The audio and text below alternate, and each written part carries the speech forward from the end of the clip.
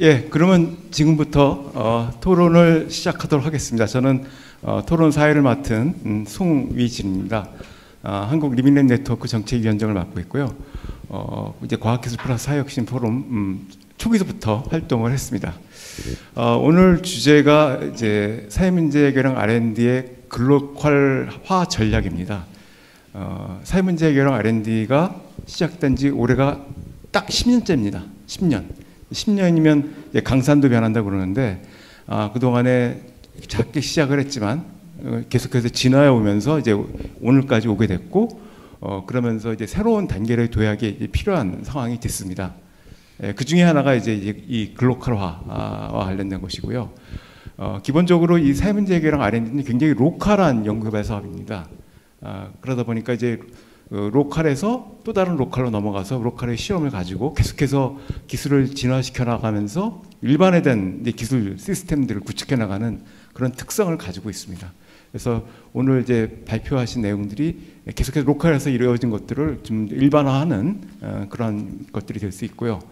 또 한 축으로는 이제 이 사회문제 해결 R&D 사업은 기본적으로 새로운 시장을 만들어야 됩니다. 왜냐하면 기존에 있던 시장들이 아니라 사회문제 해결 과정에서 새로운 시장을 만들어내는 활동이기 때문에 그런 면에서도 이제 글로컬화가 굉장히 중요한 그런 기능을 담당을 하고 있습니다. 그래서 중요한 이제 이슈들을 이 글로컬화가 담당을 하고 있고 오늘 이제 그런 활동들을 실제로 하고 있고 또 앞으로 하고자 하는 분들이 이제 모였습니다. 그래서 그것 관련된 여러 가지 코멘트들을 해주실 것 같습니다.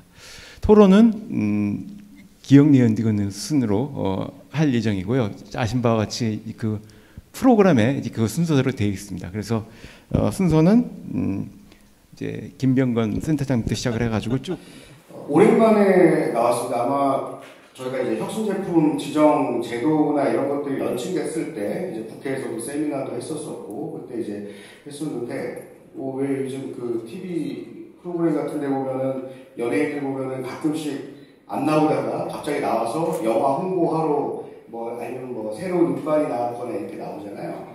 그래서 사실은 오늘 주제가 이제 글로컬라이제이션이다 보니까 또 저도 이제 새로운 접근에 대해서 좀 한번 소개해드리고자 합니다.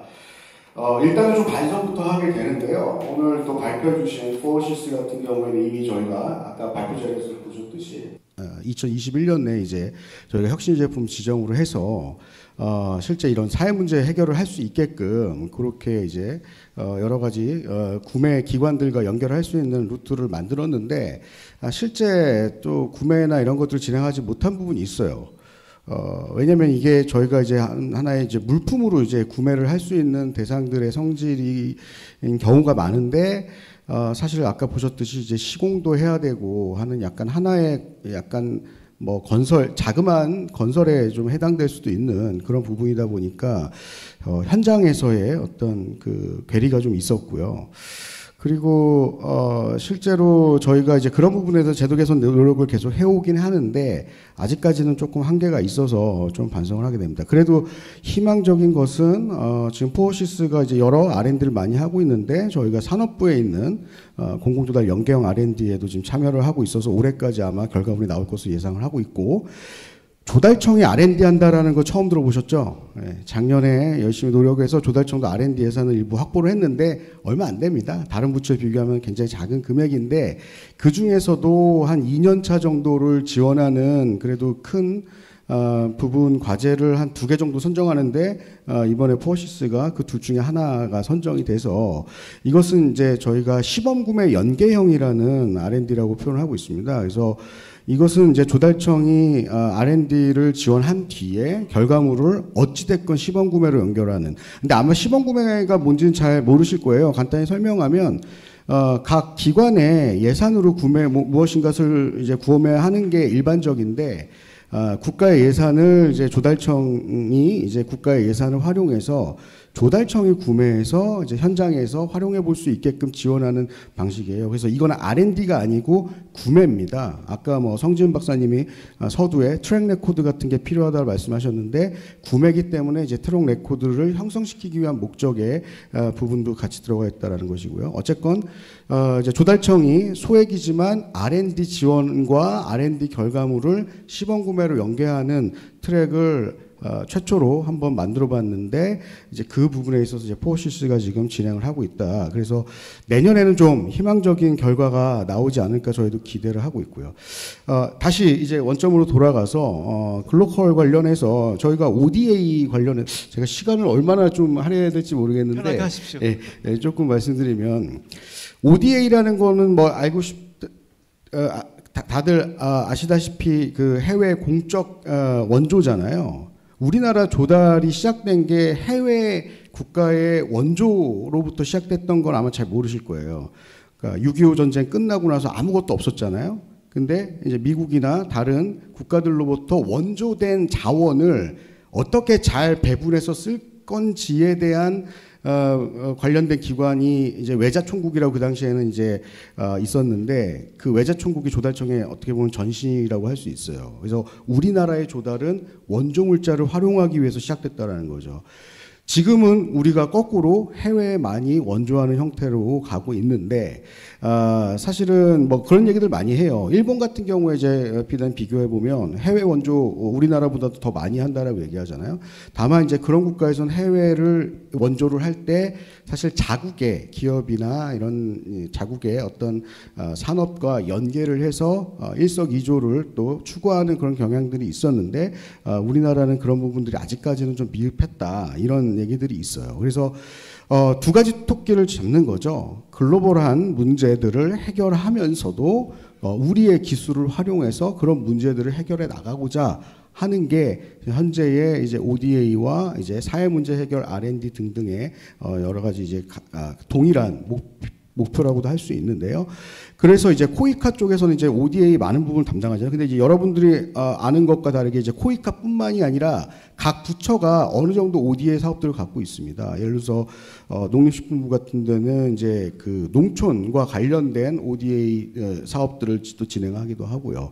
근데 이제 문제는 이제 그런 거죠. ODA를 이제 처음에 시작하는 일반적인 방식은 결국에는 수원국이라고 하죠. 상대방 국가에서 우리가 어떤 것들을 필요하다라는 요청이 있어야 되고 그 요청에 따라서 보통은 프로젝트 이제 컨셉 페이퍼라는 거 우리가 보통 PCP라고 하는데 이제 그런 것들이 작성이 되면 코이카에서 이제 그런 기반을 통해서 이제 공고라는 거를 냅니다. 그래서 이것도 결국에는 조달이에요. ODA 같은 경우에도. 그래서 입찰 공고를 통해서 업체를 선정해서 이제 그것들을 진행하는 일반적인 구조가 되는데 그러다 보니까 실제 기술을 개발하거나 한 기업들한테 그 ODA에 대한 선정이 될 수도 있고 안 될 수도 있는 그런 측면이 있어요. 왜냐하면 거기도 결국에는 조달의 영역이기 때문에 또 경쟁을 해야 되고 하지만 이제 처음에 중요한 것은 해당 수원국이 필요로 하는 프로젝트를 만들어내는 게 핵심입니다.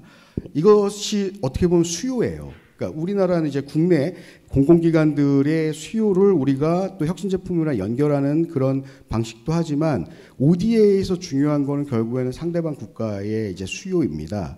이 수요는 결국에는 이제 아까 하천과 같이 해당 국가가 지니고 있는 이제 사회 문제 해결에 대한 것들이 다 수요가 될 수 있겠죠. 그래서 저희가 지금 고민하는 거는 해외의 그런 수요들을 어떻게 발굴을 해서 우리나라의 기술과 접목시켜서 일단 프로젝트를 만드느냐 이 부분에 대한 지원들이 좀 필요하겠다는 생각이 들고 그러려면 결국에는 기술에 대해서도 알고 해당 국가에 대한 어떤 수요들도 좀 이렇게 수집할 수 있는 그런 역량들이 필요한데 이 경우에는 보통 이제 정부에서 다 그런 것들을 할 수가 없기 때문에 어떻게 보면 일부 기업에 몫이 되기도 합니다.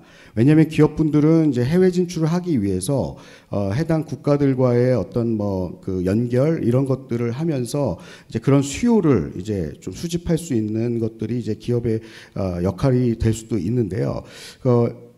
제가 이제 마지막으로 이제 소개를 드리고 싶은 거는 제가 조달청의 대변자는 아니지만 그래도 조달청이라는 굉장히 보수적인 계약을 주로 담당하는 기관에서 굉장히 과감하게 이런 혁신 제품과 시범 구매라는 제도를 들고 나왔듯이 이번에는 해외 실증이라는 이름으로 약간 ODA랑 비슷한 컨셉일 수도 있지만 조금은 다른 형태의 지원 제도를 또 들고 나왔습니다.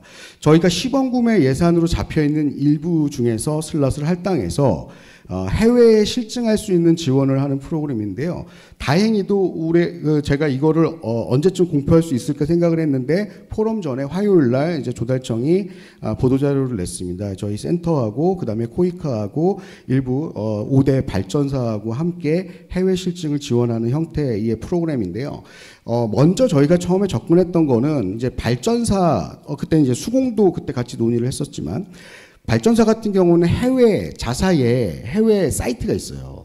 그래서 시범적으로 우리 혁신 제품들을 들고 그 해외 자기 발전사가 갖고 있는 해외 사이트에서 실제 써볼 수 있는 것들과 연계하는 게 이제 첫 번째 단계였고요. 두 번째 단계는 이제 코이카가 ODA를 할 때 이 시범 구매 예산을 통해서, 그러니까 이거는 이제 ODA 예산이 아니라 시범 구매 예산이니까 사실은 입찰 같은 그런 방식으로 진행되기보다는 실제로 코이카가 개발도상국을 지원하는 형태로 연결할 수 있었거든요. 그래서 일부 의료 쪽과 관련된 혁신 제품들 이런 것들을 이제 해외로 보내는 게 이제 두 번째 약간 파일럿 단계의 프로젝트였습니다. 그런데 이제 그렇게 하다 보니까 그럼 발전소하고 코이카만 할 수 있는 영역은 한정적이잖아요. 그래서 이번에 이제 새롭게 한 트랙을 마련해 놓은 곳은 저희 혁신센터가 시범 구매를 요청할 수 있는 기관으로서 활용을 하고, 만약에 혁신 기업 중에 현재 해외와 같이 커넥팅이 되어 있는 경우에는 그 해외의 수요를 같이 가지고 신청을 하시면 저희가 이제 일부를 이제 선정을 해서 실제로 그 해외 국가가 쓸 수 있게끔 시범 구매 예산을 지원해주는, 이거는 이제 구매로 풀어내는 이제 그 방식을 런칭을 했고, 그래서 아마 조만간에 이제 조달청에서 시범 공고, 해외 실증 시범 사업에 대한 공고를 낼 겁니다. 그래서 포어시스 같은 경우에 이제 거기에 해당이 될 수가 있으니까 이제 그런 것들에 대해서 좀 관심을 가져주면 좋을 것 같고요. 굉장히 좀 어렵고도 좀 신박한 접근이긴 해요. 근데 어쨌건 지금 생각하는 바가 좀 비슷한 것 같아요. 저희가 이런 ODA 프로그램과 또 일부 파생된 이런 제도들 통해서 어쨌건 우리의 기술들을 해외로 전파하면서 또 상대방 국가의 사회 문제들을 해결할 수 있는 형태의 틀을 계속 갖춰 나가고 있다라는 것들을 좀 말씀드리고 싶습니다. 네. 예, 감사합니다. 저 김병건 센터장님은 컨설팅을 잘해주세요. 그래서 지금 아까 말씀하신 프로그램에 참여하고 싶은 기업은 연락을 주시면은 컨설팅 잘해주십니다. 그래서 아마 좋은 길을 찾을 수도 있으니까 많이 활용해 주십시오. 예, 감사합니다. 다음은 저희 스태피의 김은주 팀장님께서 토론을 해주시겠습니다. UN 에스캅 쪽 활동을 많이 하고 계십니다. 네, 안녕하세요. 저 과학기술정책연구원의 김은주라고 합니다. 예, 좀 전에 굉장히 큰 목소리로 굉장히 확신에 찬 목소리를 듣다가 제가 이 마이크를 드니까 굉장히 많이 떨리기도 하고 어떡하나라는 생각도 듭니다. 근데 제가 말씀을 드리기 전에 저는 이제 성지훈 박사님하고 송희진 박사님께 정말 감사를 드리면서 시작을 해야 될 것 같아요. 이런 자리를 마련하는 게 정말 쉽지 않고, 또 여러분들을 이렇게 한 자리에 모아서 뭔가 우리가 이제 만났다, 이제 같은 생각인가 확인하고, 그럼 우리 같이 뭘 할 수 있을까 한번 도모해 볼 수 있는 정말 의미 있는 자리라서 저는 개인적으로 너무 감사드리고, 두 분 다 제가 가장 존경하는 분들이라서 저에게는 굉장히 의미가 있습니다. 소기진 박사님께서 리빙랩 10년 됐다고 하셨는데 그 스태피에서 과학기술 ODA를 시작한 지 딱 10년 됐습니다. 근데 저는 10년 운이 좋았다라고 볼 수도 있을 것 같은데, 제가 이제 개발 협력 쪽으로 저는 방향을 틀겠습니다라고 제 스스로에게도 다짐하고 또 기관에 당시 이제 기관장님하고도 이제 그런 말씀을 드리면서 ODA를 하게 됐는데요. 하면서 끊임없이 저는 저에게 질문을 던졌습니다. 왜 ODA는 실패하는가? 10년을 돌아보면 실패의 연속이었고, 그리고 그 실패에는 저 자신의 어떤 역량의 부족도 있겠지만은 제도적으로나 많은 부분의 어떤 한계들이 보였습니다. 특히나 이제 ODA 사업을 이렇게 시작하시는 분들은 열정을 갖고 하죠. 왜냐하면 저도 그랬거든요. 처음에 이제 개도국 공무원들을 위해서 어떤 교육 프로그램을 만들 때 그분들이 그러한 내용을 듣고 뭔가 내가 우리나라에 다시 돌아가서 변화를 일으켜야겠다. 소위 말하는 체인지 에이전트가 돼야겠다. 라는 그런 모습을 확인하면 제가 자식을 보는 느낌이었어요. 그래, 화이팅, 잘하자, 뭐 이런 생각을 했었는데 그게 그렇게 지속적이지는 않더라고요. 왜냐하면 그분들이 한국의 경험을 듣고 막상 이제 본인의 나라에 갔을 때는 그걸 적용하기는 굉장히 다른 환경이라는 거죠. 그러니까 우리가 지식으로 얻은 것을 어떻게 그 주어진 여건에서 그걸 최대한 활용하고 뭔가 발전시킬 거가 하는 거는 또 다른 문제인 것 같아요.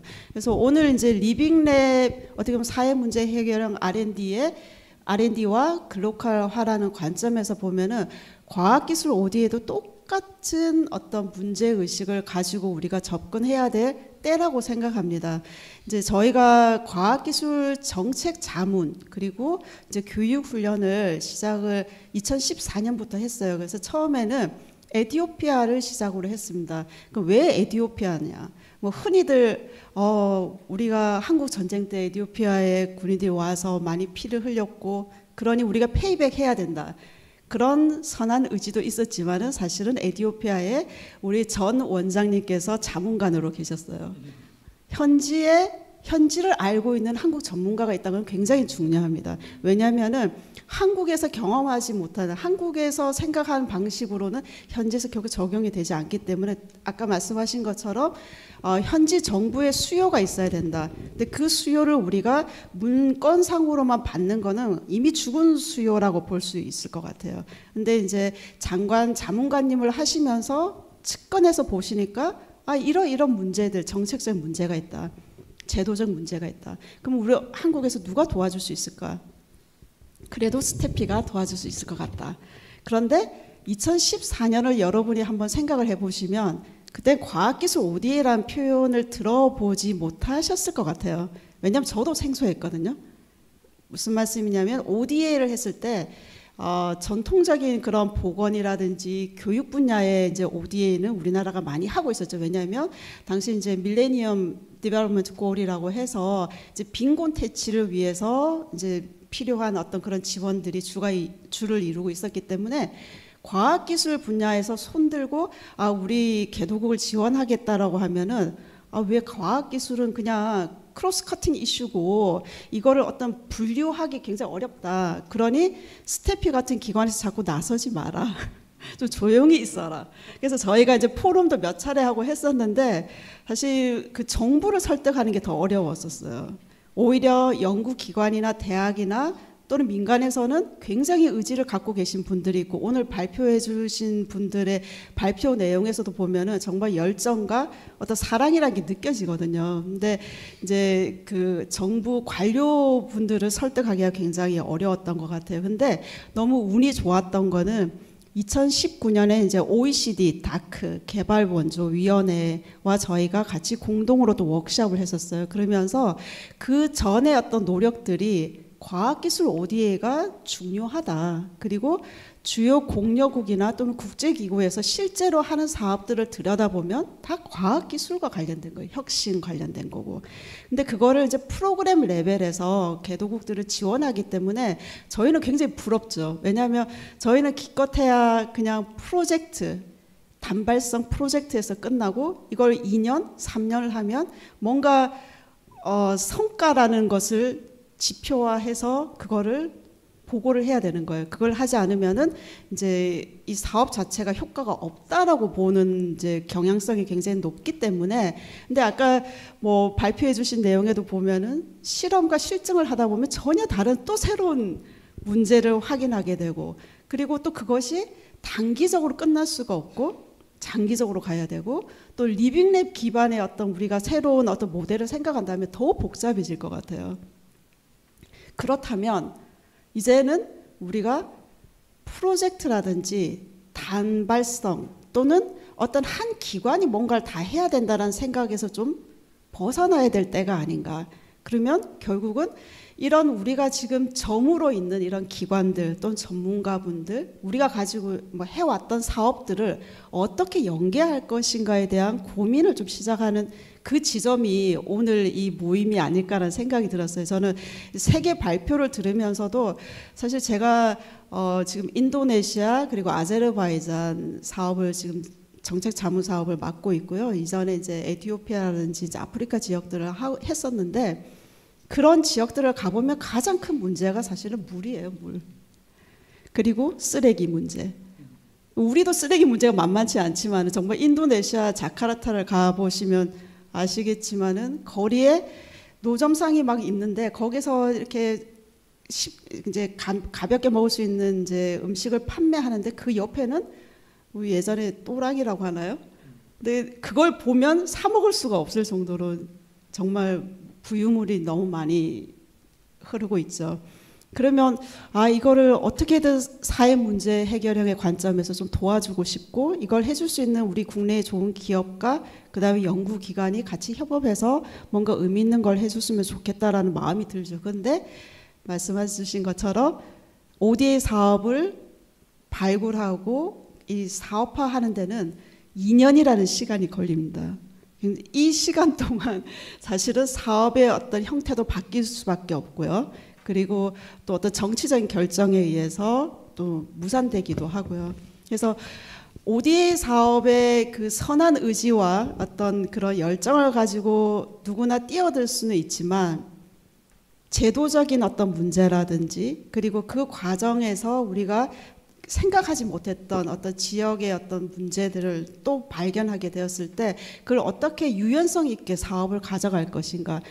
결국은 이제 이 사업을 하는 소위 말하는 우리 공여국 측의 어떤 역량과 의지 이런 부분이 굉장히 중요하다고 생각합니다. 그리고 오늘 성지은 박사님께서 이제 글로컬화에 대해서 이제 말씀을 주셨는데 글로컬화로 이제 성공하는 기업을 대라고 하면은 흔히 이제 맥도날드를 대더라고요. 얼마 전에 TV에 선전에도 보니까 어디 있지 의성의 뭐 마늘을 활용을 해서 이제 뭐 햄버거 어떤 제품을 새로 만든 거를 뭐 이렇게 지역 분들이 나와서 이렇게 선전을 같이 하는 걸 봤는데요. 결국 현지화라는 거고 현지의 수용성을 높이는 것이고 우리가 한국이 굉장히 고유한 개발 경험을 가지고 있고 또 지금 1세대 분들이 아직 살아계세요. 운 좋게도. 그래서 그분들이 어떤 60년대 어려운 시절을 겪었던 그 경험들과 지식들과 또 기술 그리고 또 나누고자 하는 마음이 굉장히 높은 분들이 많아요.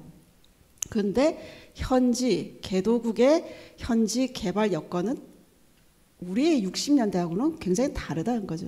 지금 디지털 전환을 이야기를 하고 4차 산업혁명 기술 그리고 기후위기 가장 크게 영향을 받는 나라들이 우리가 흔히 생각하는 저개발 국가들 아니겠어요? 그러니까 이런 그 개발 여건이 다른 이런 수원국의 다양한 주체들을 어떻게 끌어들이고 그들의 문제를 우리가 어떻게 인식하고 정의할 것인가는 또 다른 차원이라고 생각이 돼요.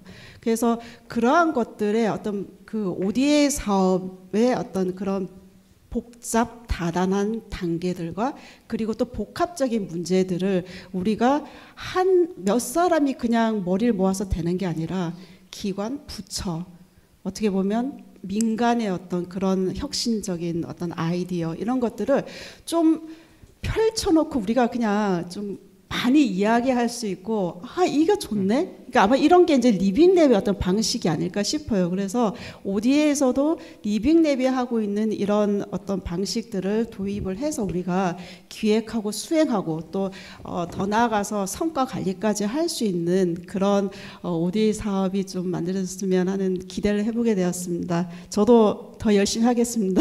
감사합니다. 예, 감사합니다. 이 다양한 프로젝트 프로그램을 좀 엮어낼 수 있는 플랫폼 같은 것들이 필요할 것 같습니다.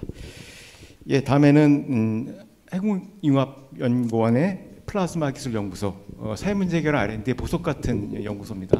거기에 최영섭 그 기술연구소 소장님 말씀해 주시겠습니다. 네, 부탁드립니다. 예, 안녕하십니까. 저는 한국핵융합에너지연구원 플라즈마 기술연구소를 맡고 있는 최용섭입니다.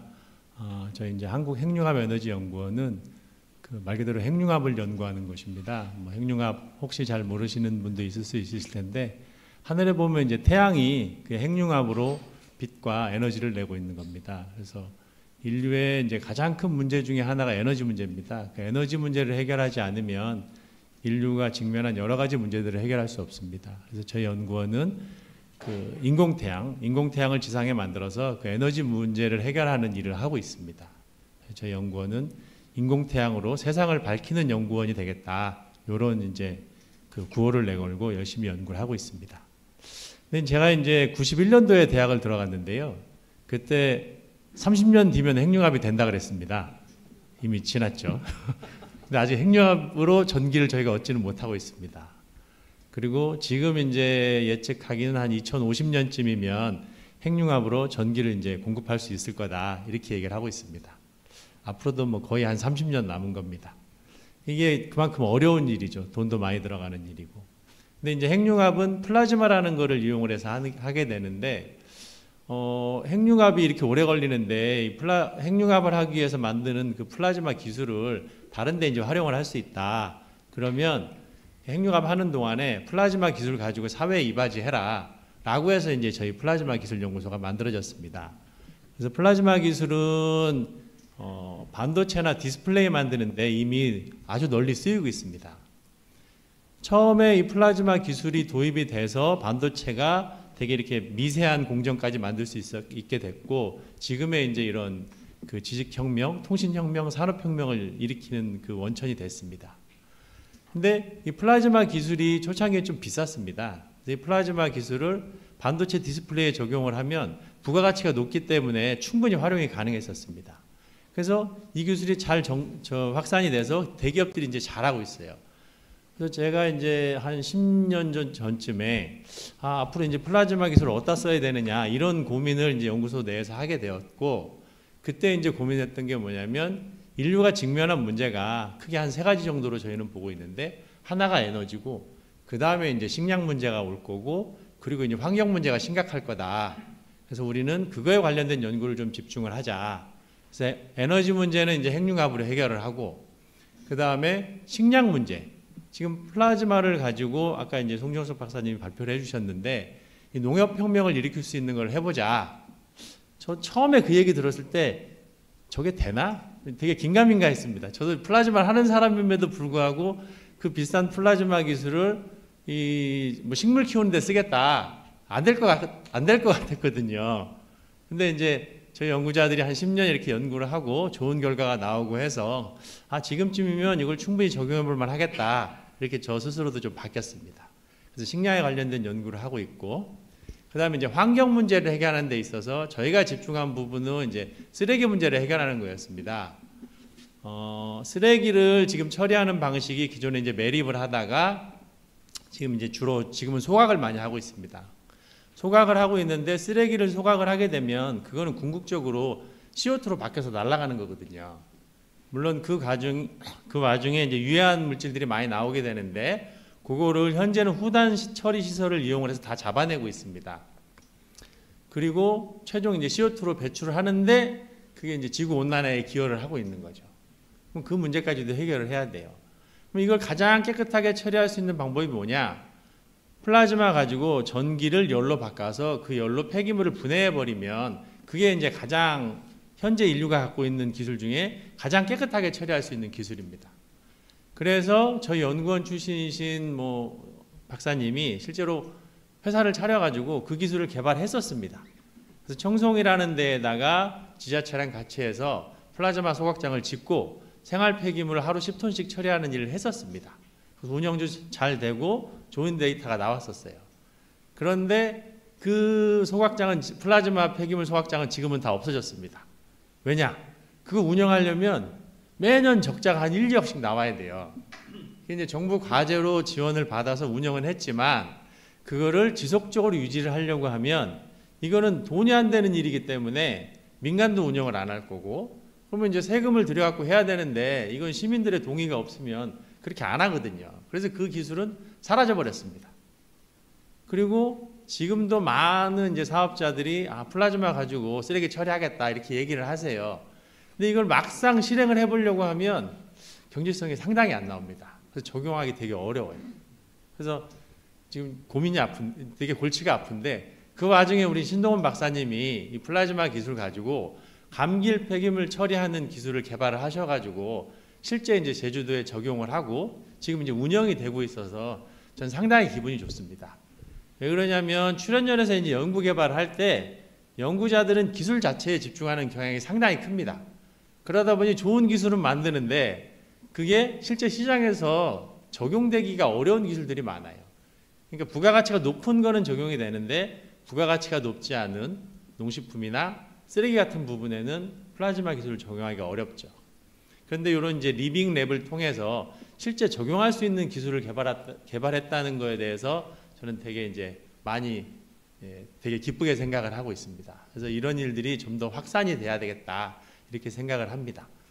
그리고 이제 아까 말씀하신 것 중에 이제 해양 폐기물이나 하천에서 나오는 폐기물들을 저희가 이제 수거를 해서 처리를 하게 되는데, 이 폐기물들을 최대한 재활용하지 않고 아까 말씀하신 거는 이제 고형 연료로 만들어서 이제 태우는 거를 인도네시아나 이런 쪽에서 하신다고 얘기를 하시더라고요. 그게 뭐 당장 눈에 보이는 쓰레기는 없애는데 좋은 방법이기는 한데요. 그 소각하는 시설을 또 제대로 안 만들게 되면 이거는 눈에 보이는 쓰레기를 눈에 안 보이는 그 대기오염 물질로 바꾸는 일이 될 수 있거든요. 제 경험을 조금 말씀을 드리자면, 제가 어렸을 때 이제 도봉동이라는 데 살았었는데 거기에 그 조미료 만드는 공장이 하나 있었습니다. 서울에 이제 그때는 공장이 있었으니까. 근데 제가 어렸을 때 암모니아 누출 사고가 있었어요. 저 인도나 이런 데서 있는 사고 같은 것들이 있었죠. 그리고 거기 중량천이라는 게 있었는데 그 중량천은 색깔이 늘 까맸어요. 제가 어렸을 때는. 폐수나 이런 것들이 늘 흘러다녔으니까. 근데 지금 가보면요, 거기 이제 저 두루미, 학 이런 새들 많이 살고 엄청 깨끗하고 좋습니다. 근데 제가 이제 서울에 있다가 점점점 내려와서 군산에 살고 있는데, 그 군산 옆에 익산에 낭산산이라는 데가 있습니다. 거기에는 뭐가 있냐면 산업 폐기물을 한 143만 톤을 묻어놓은 산이 있어요.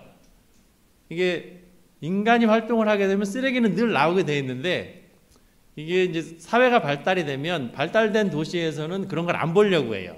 그러니까 공장은 지방으로 내려보내고 쓰레기들도 그러다 보면 다 지방으로 내려와요. 서울이나 수도권은 점점 깨끗해지는데 지방은 더러워지고 있는 거죠. 우리나라도 그런데 이 일이 전 세계적으로 일어나고 있는 거죠. 선진국들은 다 살기 좋습니다. 근데 그 쓰레기들이 다 어디로 가 있느냐? 말씀하신 것처럼 인도네시아도 가 있고 저기 아프리카 가 있고 다 지방으로 또 전 세계적으로 또 퍼지게 되는 거거든요. 그러니까 이거를 해결을 하려면 당장 눈에 보이는 쓰레기만 처리하는 거 외에 그걸 종합적으로 처리할 수 있는 시설까지도 같이 그 인도네시아나 이런 데 같이 설치가 돼야 되는 게 필요하겠다. 저는 그렇게 좀 첨언을 드리고 싶습니다. 예, 감사합니다. 예, 감사합니다. 이 사회문제 해결랑 R&D는 기술뿐만이 아니라 그 기술이 쓰일 수 있는 사회 시스템까지 같이 만들어가는 그런 활동들을 담고 있습니다. 그래서 이제 리빙랩들이 도입되게 된 거거든요. 그래서 아마 이제 그런 어려움들을 많이 겪으시는데 신동원 박사님 같은 경우 이제 그걸 좀 잘 풀어내신 거죠, 리빙랩을 통해 가지고. 그래서 아마 앞으로 이제 출연연이 기술 개발을 할 때 기술뿐만이 아니라 그것이 잘 쓰이고 활용될 수 있는 시스템을 같이 구축할 수 있는 그런 계기들이 많이 마련됐으면 합니다.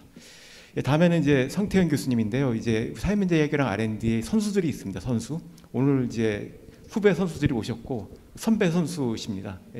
초기에 사회문제 해결 R&D를 하셔가지고 이제 나름대로 성과도 올리시고 그 이후에 이제 리빙랩의 전도사가 돼서 현재 한국 리빙랩 네트워크 공학교육 혁신 PD를 맡고 계십니다. 그래서 공학교육 자체를 리빙랩으로 바꾸고 싶어 하시는 그런 야망을 가지고 계십니다.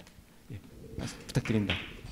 반갑습니다. 예, 한양대학교 전기생체공학과를 이제 교수로 있는 성태현입니다.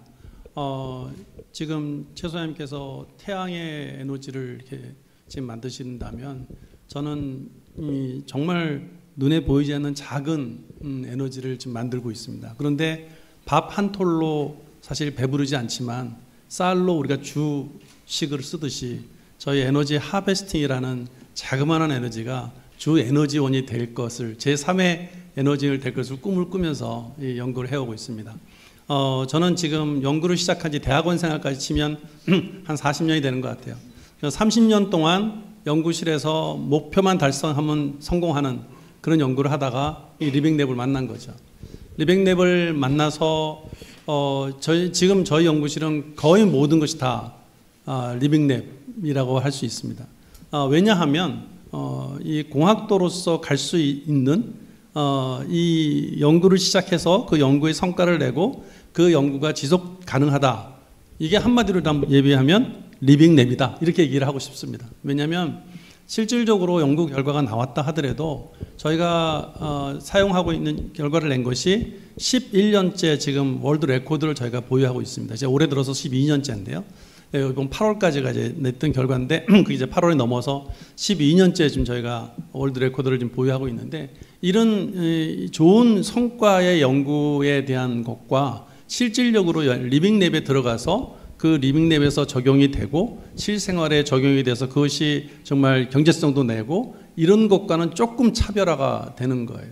그래서 리빙랩을 하면서 목표는 달성했지만 실질적인 최종 수요자들의 만족을 얻어낼 때는 또 다른 영역을 가야 되는 이것이 진정한 공학도로서 가야 될 길이 아닌가 하는 생각을 합니다. 제가 해왔던 이 연구는요. 처음에는 제가 에너지 하베스팅으로 이제 도로 압전이라는 걸 발전해서 기계적인 힘을 이용하면 정적인 힘을 이제 에너지를 내오는 건데요. 그래서 도로에다가 이제 깔아서 차가 지나가면 에너지가 발전하는. 그래서 망양 휴게소에서 저희가 설치한 적이 있었고요. 그리고 이제 그걸 더 떠나서 이제 그 에너지 하베스팅을 하고 있는데 지금 했던 야간 작업자 사회 문제를 어떻게 해결해 보면 어떠냐 하는 부분이 이제 생기게 되고요.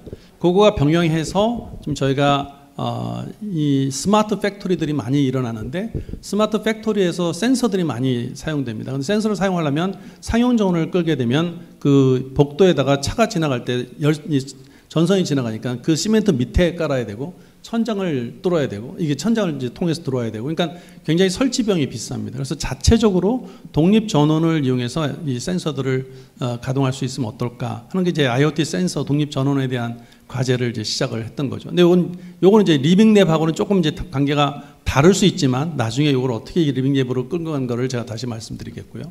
그러다가 이제 야간 작업자들에 대한 문제를 맞닥뜨리게 됩니다. 그래서 야간 작업자들에 대해서 이제 처음에 이제 늘상 제가 몇 번을 말씀을 드렸던 건데요. 처음에 이제 과제가 돼서 갔더니 이제 야간 작업자들은 왜 너희들이 돈 받고 왜 우리를 이용하냐. 그래서 여러분들을 위해서 하는 일입니다. 해봤자 잘 안 먹혔던 거죠. 그래서 그런 부분에 대해서는 지금 오늘 정상화 센터장님이랑 많은 그 지자체나 그 이해 관계자들의 어려움 만나서 어려웠던 부분들은 뭐 저희도 수없이 많이 다녀왔죠. 이제 체험해봤는데 이게 극적으로 바뀌었던 게 이제 비 올 때 저희가 이제 찾아가니까 비 올 때도 새벽에 가니까 야간자들 야 너희는 진짜다 이제 생각해서 그때 이제 바뀌게 되고. 끝나면 야간 끝나고 저희가 이제 면담을 하는데 그걸 떠나서 아예 자기네들이 우리 실험실을 찾아와서 내가 미처 못한 얘기가 있다 해서 그런 경우도 이제 보게 됩니다. 상당히 보람을 잊게 됐는데요. 그렇게 해서 만들어 놨는데 이걸 이제 제가 사업체를 꾸려서 사업을 하게 됩니다. 이 야간 작업작업의 시장이 너무 작은 거예요. 그러니까 리빙랩을 해서 뭔가 성공하고 그리고 좋고 해서 해서 뭔가를 이제 사업도 했는데 시장이 작으니까 이거를 사업을 하기 위해서 양산을 했을 때 이 시장이 안 나오는 거예요. 그래서 그러는 사이에 저희가 이제 신발도 이 야간 작업자들을 같이 활용했는데요. 저희 학생이 이제 필리핀에 가게 됩니다. 필리핀에 가서 그쪽에 있는 이제 사회 문제 해결을 하기 위해서 투입이 돼서 갔더니 이 필리핀에는 가로등이 없는 데가 너무 많다는 거예요. 그래서 저희에서 개발된 신발을 가져간 거예요. 혹시 몰라서. 근데 그 신발을 신는 게 굉장히 좋았다는 거죠. 그 사람이 신발을 신고 뛰어가니까 그 신발에서 불 들어오는 걸 가지고 사람들이 이제 따라가게 되고 이거 어떻게 좀 공급하면 안 되냐 이런 얘기가 있었다고 하더라고요. 아, 참 이것도 하나의 방법이겠구나. 근데 방법을 해외 필리핀에 어떻게 이걸 공급하지? 방법을 잘 몰랐던 거예요. 그래서 또 이제 몽골을 가게 됩니다. 자, 몽골도 이걸 이제 가지고 갔는데 몽골에서는 야간 작업자들보다 더 심각한 게 경찰이었어요. 경찰이 교통 정리를 하는데 신호등이 마땅하지가 않습니다. 그러니까 경찰들이 수신호로 이렇게 움직이는데 그 경찰을 만날 수 있는 이 신발에나 이렇게 돼 있으면 이게 좋겠다. 그래서 저희가 이제 가져갔던 그 신발을 보면서 저 이제 옷도 가져갔는데 옷은 별로 관심이 없고 이 실질적인 신발로 해서 이 신발로 좀 어떻게 해줬으면 좋겠다. 이게 좋은데 어떻게 이 방법을 찾지? 예, 이런 생각들을 이제 하게 됩니다.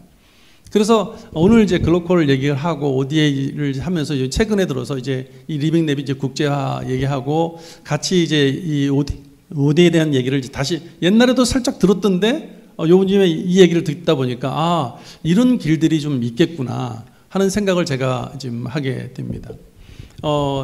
지금 제가 IoT에 대한 독립 전원을 해서 그걸 갖고 이제 실질적인 결정을 하고 그 결과를 내서 충분히 끝났어요. 그런데 이제 리빙랩의 이제 개념이 들었잖아요. 그래서 이거를 실질적으로 현장에 적용을 해보자. 현장에 적용을 해보려고 봤더니 지금 이 지하 전력구 밑에 맨홀에서 지금 가스가 이제 식물이나 음식물이나 뭐 이것들이 떠나서 이 지하 공간에서 가스들이 많이 공급이 발생하는 거예요. 이것이 위로 못 빠지고 이제 전력구나 이런 맨홀이 있는 쪽으로 이제 가스가 차게 되면 거기서 사실은 인화물질만 들어가게 되면 폭발이 일어나는 거예요. 근데 그게 지금 현재 뉴욕에서 신문 기사를 보시면 22년도에 6,104건이 일어나는 6,000건 이상이 매년 일어나는. 그러니까 폭발이 지금 동영상이 지금 보면 쉽게 구할 수 있는데요. 그런 폭발들이 일어나는데 그 폭발하는 이 전력구나 그 지하 곳에는 감시 시스템을 둘 수가 없는 거예요. 우리 한국도 이제 그걸 위해서 로봇을 넣는다든지 드론을 넣는다든지 여러 가지 방법들을 쓰고 있는데 그러기에는 너무나 에너지적으로 안 되는 거죠. 상시 전원을 끌고 갈 수도 없는 거고요. 그래서 결국 어떻게 하냐? 저희가 이제 그 문제를 가졌어요. 그래서 아직 저희는 이제 과제는 지금 안 됐는데 그 문제를 갖고 한국전력이 문을 두드리게 되고 그래서 그거를 현장에 한번 적용해 보자. 그래서 거기에 관련된 이 나오는 그 케이블이 지나가면 케이블에 대해서 자기장이 형성이 되고 그 자기장에서 60Hz로 흔들리니까 그 교류에 대한 것을 활용해서 우리가 에너지 하베스팅을 해보자. 그래서 그 에너지 하베스팅에서 나오는 걸 가지고 사실 온도 습도 센서는 2mW 정도면 되는데 이게 가스 센서를 차게 되면 한 800mW가 필요하고 그걸 가동하기 위해서는 30초가 필요하고 디텍팅 하는데 5초, 송신하는데 5초, 한 40초가 되고 한 32W가 필요한 거예요. 지금까지보다 훨씬 더 많은 이게 필요한 거예요. 그러니까 현장에서 우리가 R&D로 해서 성공했던 건 성공했는데 실질적으로 현장에서 필요한 니즈가 강력한 니즈가 따로 있는 거예요. 근데 그걸 위해서는 또 다른 업그레이드를 해야 될 상황이 발생하더라는 거죠. 그래서 저희가 그 문제를 놓고 지금 다시 이걸 해결하고자 지금 하고 있습니다. 그래서 아까 김병건 본부장님 말씀하실 때 이 새로운 실증에 대한 해외 얘기를 해서 솔깃하는 생각이 듭니다. 그래서 이렇게 진짜 이 우리가 갖고 있던 제가 리빙랩에 대한 문제, 사회 문제를 했을 때 이제 어떤 회의가 가면 꼭 얘기하고 싶었던 게 뭐냐면 각 나라들마다 경쟁력이 있는데 우리가 이 리빙랩을 통해서 사회 문제 해결에 대한 이 전문가들을 많이 배출하게 되고 이 지금 10년이 걸렸잖아요. 그래서 이 사회 문제 해결 전문 이 우리 국가의 그 과학 기술력을 좀 사회 문제를 해결하는 이거를 좀 먼저 육성해 보자. 그래서 여기는 전문화 분야를 해서 이 문제는 아까 지금 정상센터장님 말씀했듯이 이런 이제 이 포시스인가 이런 기업들이 만듯이 세계적인 사회 문제를 해결하는 세계적인 기업, 사회 문제를 해결하는 그런 연구자 이런 것들이 이제 국제화로 펼쳐졌으면 어떨까 하는 생각을 해봅니다. 그런 것이 이 리빙랩을 통해서 충분히 가능할 것으로 생각하고 그동안 애써왔던 송균진 박사님과 성지현 박사님 또 이제 김은주 박사님도 같이 하시니까 기대를 해봅니다. 감사합니다. 예, 고맙습니다. 예, 그 다음에는 충청남도 기후변화 충청남도 연구원 충남연구원이죠. 기후변화 대응센터장이신 윤종주 박사님 말씀 듣도록 하겠습니다. 네, 충남연구원에서 온 윤종주입니다. 예, 예정된 시간을 지나서 발언을 하려니 상당히 부담스럽네요. 저도 무지하게 배가 고픕니다. 예. 빨리 마치도록 하겠습니다. 그죠? 예. 자, 항상 근본적인 우리가 왜 과학기술을 개발하고 연구를 하느냐에 대한 고민을 우리가 해야 됩니다. 계속 지금 우리 세종 국책 단지 안에도 있지만 결국 우리가 이 기술을 활용해서 우리가 좀 더 생활을 편리하게 하고 우리가 불편했던 걸 해소하자고 하는데 저는 해양학자로서 해양공학을 하는 사람으로서 제 분야에서도 조차 연구에서 그치는 경우가 되게 많다. 근데 이 과학자들이라고 하는 우리 공학자들이라고 하는 분들이 민간 기업에서는 R&D를 해서 어디 수요처에다가 어떻게 팔아먹겠다고 하는 부분까지 분명히 고려를 하고 사업 계획을 짜고 R&D를 기획하는 단계에서부터 하지만 우리 박사 석사 과정을 하면서 그런 것들은 전혀 배울 때도 없고 고민할 필요도 없고 그냥 논문만 쓰면 된다. 보고서만 쓰면 된다. 여기서 모든 것들을 마치기 때문에 그냥 연구는 연구에서 그치는 연구 끝나면 연구비 따서 내가 개발해 놓으면 누가 알아서 갖다 잘 쓰겠지. 이게 우리나라의 현실입니다. 그래서 이 과학자들도 이제 뭐 이런 오늘 좋은 프로그램이에요. 사회 문제를 해결할 수 있는 내가 연구한 거가 활용이 되어야 된다고 하는 그러면 어떻게 이게 활용이 될 것인가까지 고민을 하고 연구기획서를 작성을 해야 된다고 하는 거예요. 이런 것들이 계속 나오면서 지금 윤정부도 그렇고 R&D 예산 삭감한다는 거 이런 소리가 나오는 겁니다. 결국 이걸 통해서 뭔가 우리가 삶이 좀 더 나아지고 뭔가 지금 우리가 앞에서 계속 얘기했듯이 ODA 계속 얘기 나오는데 사실은 저는 ODA 물론 중요해요. 우리나라도 잘 살고 어느 정도 된다고 생각해요. 근데 이제 지금 이제 국책 연구기관 국가에서 개발된 많은 R&D 성과들이 지자체 현장에서 적용되는 경우를 거의 못 봤어요. 왜냐? 우리나라에서도 우리나라 시군 지자체에 불편한 것들 되게 많은데요.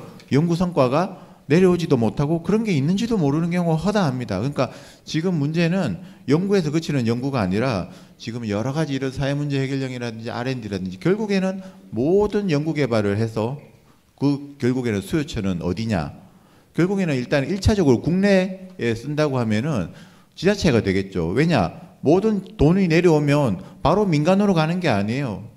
우리 예산은 지방 정부로 내려와서 지방 정부에서 철저한 심의 절차에 걸쳐서 수요에 따라서 어디가 필요한지 우선순위에 따라서 분배가 되는데 이런 것들을 하기 위해서는 지자체에 담당하는 그런 분들이나 한테 충분한 협의가 있어야 되고 이런 좋은 기술이 있으니 이것을 지자체 예산에 반영해 달라고 이런 여러 가지 수요에 대한 이런 조율이 있어야 되는데 이런 것들이 없다는 거죠. 이런 역할을 해줄 과학자도 필요하고 정책 연구를 하는 이런 데서 필요하고 저는 뭐 제 분야에서는 그래도 어느 정도의 역할을 한다고 생각하기 때문에 좀 필요한데 이런 것들이 연구 개발한 거가 확산이 많이 되게 우리나라에서 개발된 연구가 우리나라 지자체 시군 특히 군 단위 방방곡곡에 좋은 사례가 먼저 확산돼서 이게 베타 테스트가 확실히 이루어진다 하면 그 다음 개발도상국에게 이전되는 것은 당연한 절차라고 봅니다.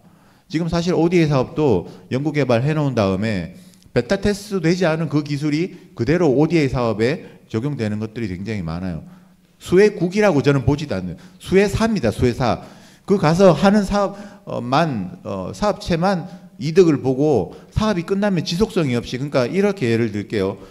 자동차를 수리할 수도 있는 인프라도 갖춰지지 않은 나라에 자동차나 중장비 갖다가 주는 거하고 똑같은 거예요. 그러면은 보증 기간 안에는 우리가 보증을 해주겠죠. 보증 끝나면은 그냥 고철 덩어리 되는 거예요. 그러니까 우리 R&D 사업도 관리 기간 1, 2년 안에 끝나면은 그 나라에서 뭐 볼트 하나만 풀려도 못 고치는 거죠. 그런 것들 ODA 사업이 상당히 이제 많은 그런 것들을 보기 때문에 우리나라 지역 여건을 고려한 이런 여러 가지 오늘 조달청에서도 오시고 이제 뭐 여러 가지 이제 우리나라 이제 ODA 사업이 아까 말씀하신 먼저 ODA 사업이 왜 지속성이 없느냐 굉장히 절절히 공감을 했는데 잘 기획을 하고 실제로 이런 과학 이제 수요처가 어디냐에서부터 철저한 앞으로 지속성 있게 계속 이걸 갖고 갈 그런 리빙랩이라는 이 틀 안에서 웬만한 사업들이 다 이 사업 R&D가 끝난 이후에 어떻게 관리되고 어디서 예산을 들여서 지속적으로 관리할지에 대한 그런 주체들이 모여서 같이 고민하는 이런 사업 R&D가 점점 확산이 되고 이런 좋은 사례가 좀 이렇게 많이 공유되는 이런 자리가 좀 더 많아졌으면 좋겠다고 발언을 마치도록 하겠습니다. 감사합니다. 예, 감사합니다. 네, 다음에는 충청남도 해양환경팀장님이신 이경석 팀장님 토론 부탁드립니다. 마지막입니다. 드디어. 저는 충청남도 해양환경팀장을 맡고 있는 이경석 사무관입니다. 해양쓰레기 관리 업무를 하고 있는데요. 뭐 다 나와 계신 분들이 박사님인데 저만 석사라 좀 자존감 회복을 위해서 지난달에 적극행정 공무원 대통령상 수상을 했습니다.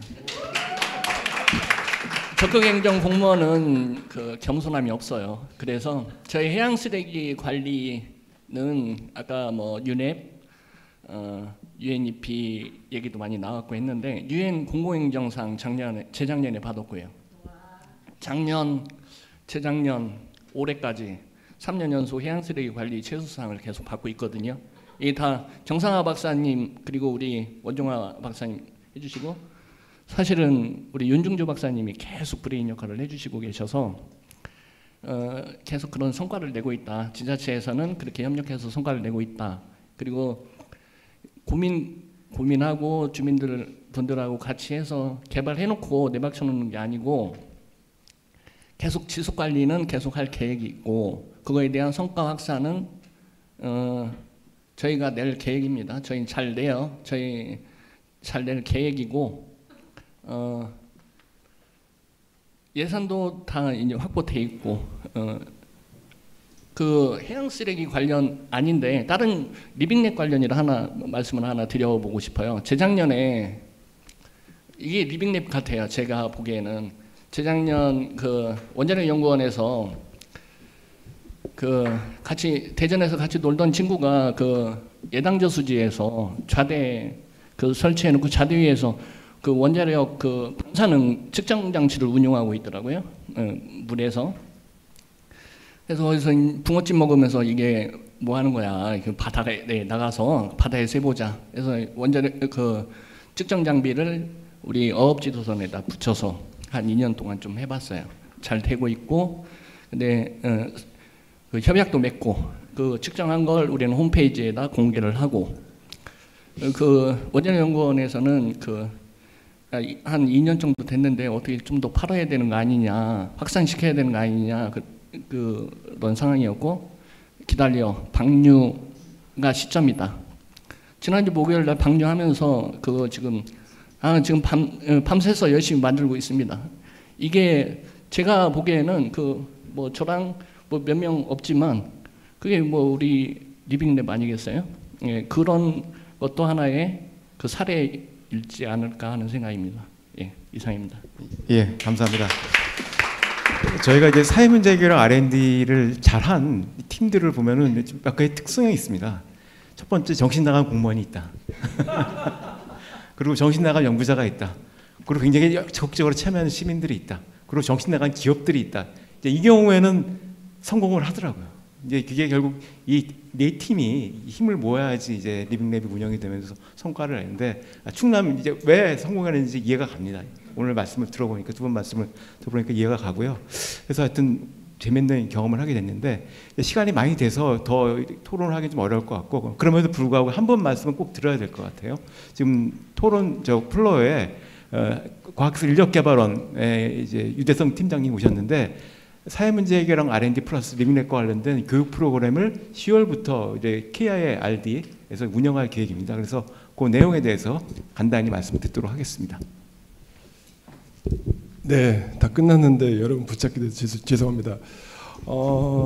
사회문제 해결랑 R&D가 시작된 지가 2012년부터 시작됐고 여러 가지 이제 한 1조 8천억 정도가 이제 예산이 투입되면서 그 정도로 굉장히 많이 이제 사회적으로 해결을 해보려고 하는 연구자 또 뭐 시민단체도 많이 생겼는데 안타깝게도 국민들의 인지도는 그렇게 많지 않는 부분들이 좀 있었고 또 실제적으로 연구자분들이 현장에서 하시다 보면 본인들이 생각지 못한 여러 가지 또 문제에 직면하는 부분들이 있었습니다.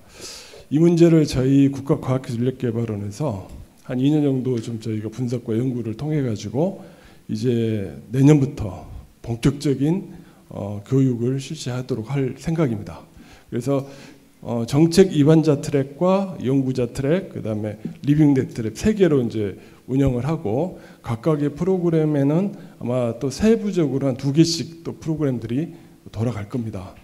이걸 하기 위해서 저희가 테스트베드 저희도 리빙랩처럼 해보려고 합니다. 그래서 10월 말부터 11월 초에 한 3차에 거쳐서 2박 3일 일정으로 저희가 교육을 진행하려고 합니다.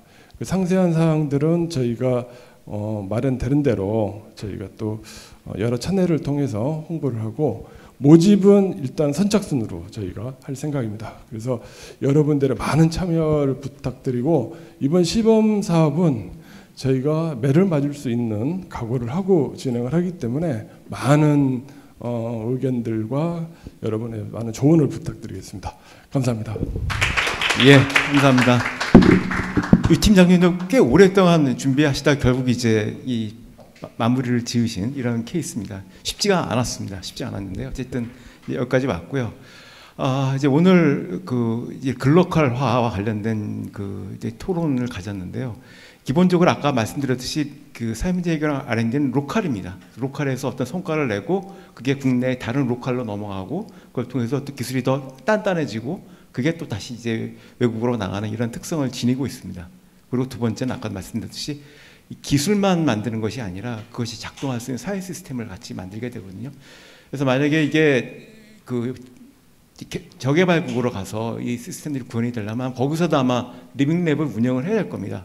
보통 이제 로컬 랩이라고 그러는데 아마 그때 이제 한국에서 이렇게 운영해봤던 리빙랩의 경험들이 거기서도 아마 진가를 좀 발휘할 수 있을 거라는 생각이 들고 그러면서 그 지역 내에 우리나라 기업들뿐만이 아니라 지역에 있는 다른 기업들, 다른 조직들이 같이 참여해서 지역 발전과 같이 할 수 있는 그런 공간들도 열릴 거라고 생각이 듭니다. 그래서 아마 오늘 발표하신 분들이 먼저 아마 그런 일들을 아마 하게 되실 것 같아요. 그래서 많은 응원을 드리고요. 좋은 성과가 나왔으면 합니다. 예, 이상으로 포럼 마치도록 하겠습니다. 감사합니다.